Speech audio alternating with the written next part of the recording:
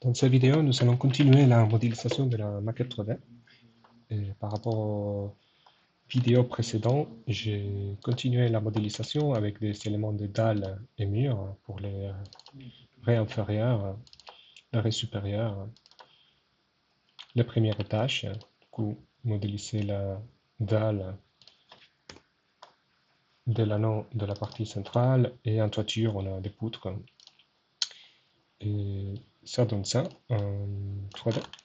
La dernière vidéo, on avait juste modélisé, commencé à modéliser le premier étage. Ça, c'est juste complété avec les mêmes outils et les autres trois étages.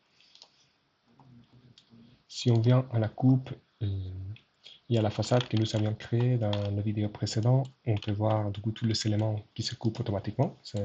Si on les sélectionne, on peut les modifier aussi en coupe. Par exemple, si je modifie cette dalle, il s'agit d'une coupe qui est directement créée par rapport à, depuis la maquette.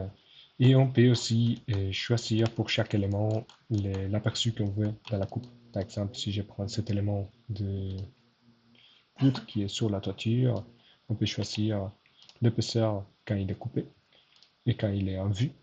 Comme il est un peu en retrait, j'ai choisi un gris un peu clair pour celui-ci. Aussi pour les éléments colonnes. Et pour les dalles et murs, c'est la même chose. On peut regarder à chaque fois le stylo de ligne coupé et le stylo de ligne en vue. C'est important de faire des allers-retours du coup, entre les plans, les coupes et la façade dès qu'on avance pour se rendre compte de l'aperçu de chaque élément dans les trois projections orthogonales. Ici, par exemple, je peux voir que ces colonnes sont en gris, qu'en fait, il m'intéresse plus qu'ils soient, quand ils soient non coupés, qu'ils soient noirs. Voilà. Et là, j'aurai la continuité. Du coup, ça, c'est pour tous les éléments, disons, structurels qu'on peut voir dans la maquette.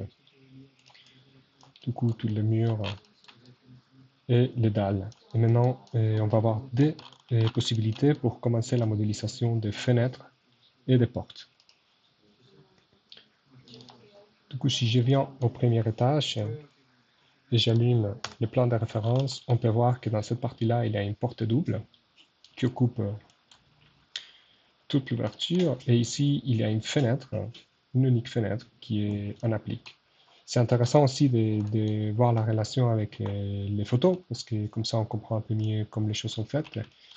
Ici, on va avoir deux possibilités comment faire, indépendant du résultat qu'on veut faire, qu'on veut avoir. Ici, pour la fenêtre, je voudrais vraiment avoir une fenêtre qui est en applique, du coup qui ne fait pas partie du mur. Par contre, ici, on pourrait avoir une porte qui prend, qui fait partie de l'élément mur. Du coup, je vais commencer pour celle-là, la porte. Ce que je vais faire par l'instant, c'est juste prolonger les murs existants et je vais choisir une porte double.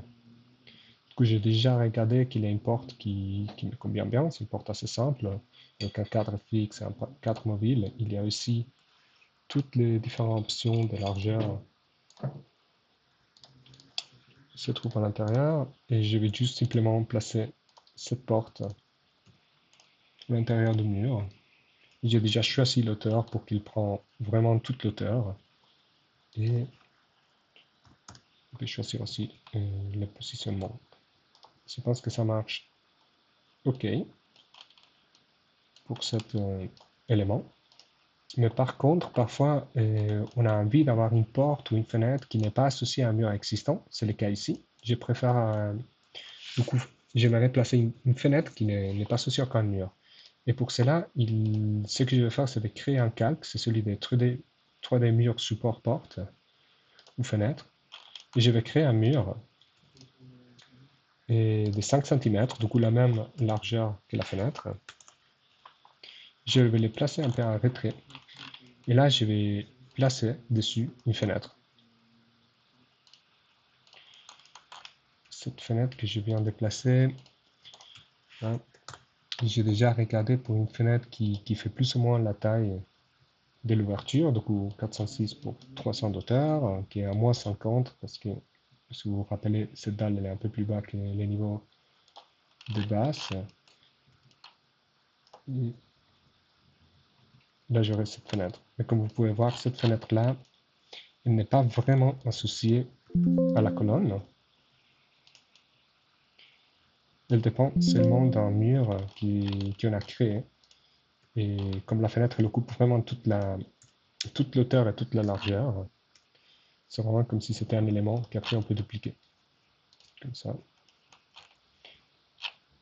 Je vais réactiver le guide.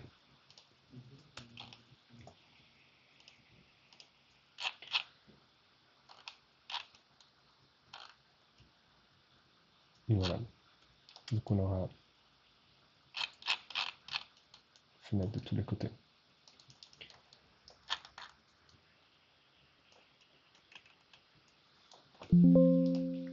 Après, pour compléter les plans, et une fois que j'ai complété tous les éléments en 3D, du coup les cloisons, fenêtres, portes, j'aimerais avoir un aperçu comme dans les plans d'origine où il y a des hachures pour le sol. Pour cela, je vais juste créer des éléments en 2D. Du coup, j'ai créé mon calque sur 2D hachures. J'ai créé aussi mon hachure de carrelage.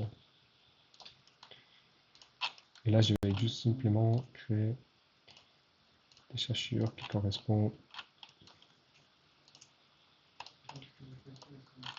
Du coup, il y a dans les plans beaucoup d'éléments qui peuvent être faits directement dessinés en 2D pour cet exercice. Aussi, tous les éléments des mobiliers fixes ou autres peuvent être directement modélisés en 2D.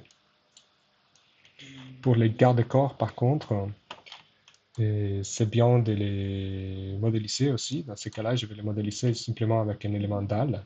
Du coup, un dalle est un élément mur avec ces dimensions-là. Et finalement, c'est bien aussi quand on vient à la coupe et la façade, et j'aimerais aussi supprimer tous ces traits des niveaux de tâches. Ils sont utiles parfois quand on modélise, mais là, je vais simplement aller à Option Coupe. Et vous pouvez voir ici dans l'onglet Niveau et tâches, on peut déjà changer la couleur, que ce soit un peu moins pressant. Ouais, c'est déjà peut-être un peu mieux. Mais dans ce cas-là, comme je vais extraire des coupes, je vais tout simplement les supprimer ici. Et la même chose pour la façade.